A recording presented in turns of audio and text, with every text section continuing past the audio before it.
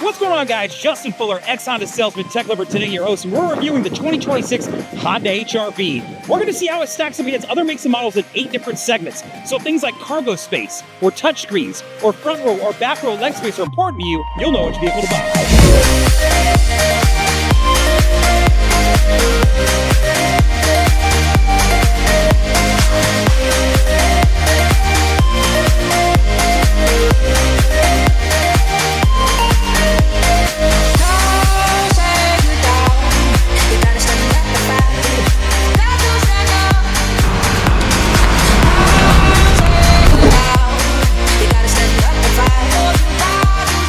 Alright guys, so underneath the hood of the 2026 Honda HR-V, you're going to find a 2-liter engine. This is putting out approximately 158 horsepower, pushing to a CVT transmission, and then out to either 2-wheel or all-wheel drive, depending on the trim and model that you pick.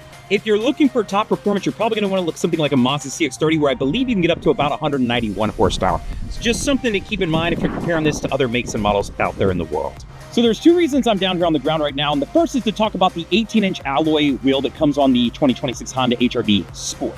So I wanted you to get a good glance at that as it stacks up compared to the red. I think it's a nice look to it. So this vehicle gets 26 in the city and 32 on the highway if you're looking at a 2-wheel drive model.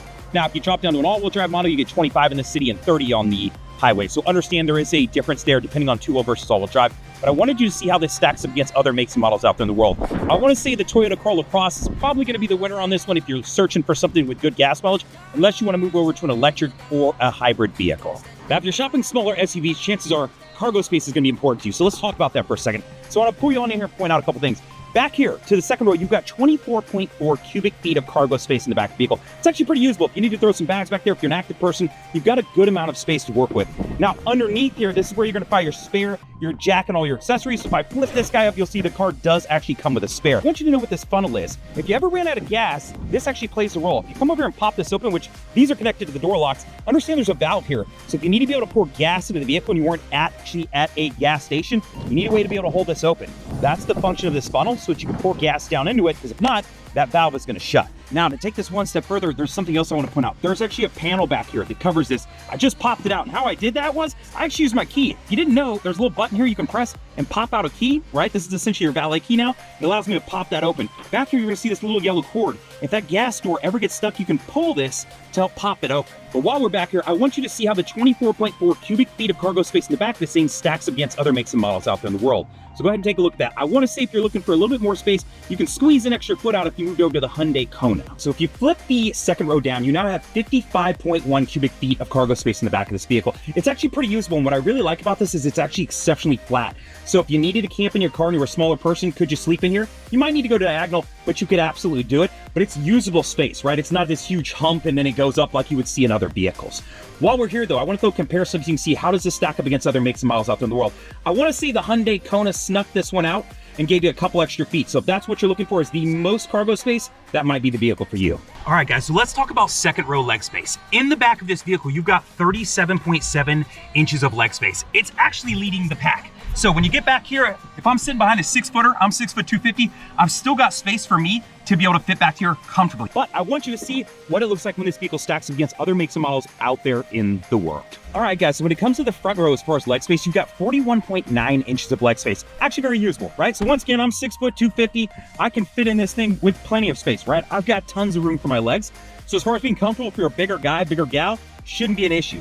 Now, if you're looking for the absolute most, I think you want to switch over to the Crosstrek, because you are going to squeak out a couple extra inches there, so just something to keep in mind. You've got 7 inches of ground clearance on this vehicle. Now, if you're going to take this thing off-roading, I probably wouldn't recommend the Sport for the 18-inch alloy wheel. Probably go something a little bit smaller, get you more rubber, right? But understand, if you need to do some basics with this vehicle, go off-road, do some basic camping, you would absolutely do it. However, if you're looking for additional space to get off-road and be a little bit more rugged, I'd probably look at the Crosstrek. New to the 2026 Honda HR-V, you're going to find this 9-inch touchscreen living in all of the vehicles now. So regardless of the trim you pick, whether it's the base model or all the way up to the top of the line, you're going to get this. Along with that, you're going to also receive wireless CarPlay and Android Auto. Now, Android Auto and Apple CarPlay are pretty cool. But there are times when you wish that you could come in, hop onto Netflix, maybe watch a long show if you were taking a long drive, right?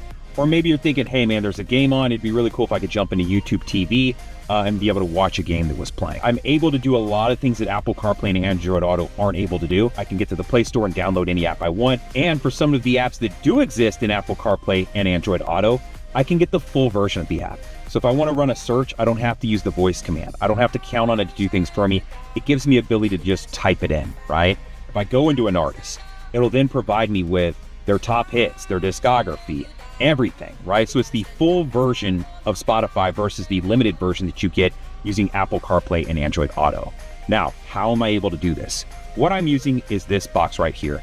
This is the CPC 200T box. Essentially what you do is you plug it in where you would plug in like for CarPlay or Android Auto.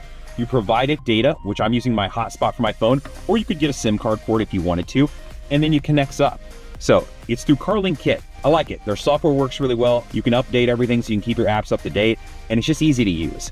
So if being able to access things like Netflix, Kodi, Amazon Prime, Disney, Hulu, you name it, whatever app you want on your vehicle is important to you, something like this might be worth it. Hopefully some of the tips and tricks and of course some of the comparisons help you decide if the Honda HR-V is the vehicle for you. Does it win every category? Absolutely not. Now, as far as leg space, it's great. It does really well in the back row, really well in the front row. As far as cargo spaces, I want to say it lands in the middle of the pack. It's easily usable, right? If you like the way this vehicle looks and you can live with those things, I think it's a really great car. So if you're looking for something that sits a little bit off the ground, is going to get you good leg space for both the front and the back and give you some cargo space that you can take advantage of and get decent MPGs while you're doing it, Honda HR-V is a great car. So last thing I'd like to ask is a couple favors: like, comment, subscribe, and of course share the video if you got friends that are shopping for a small SUV or specifically a Honda HR-V. Later guys!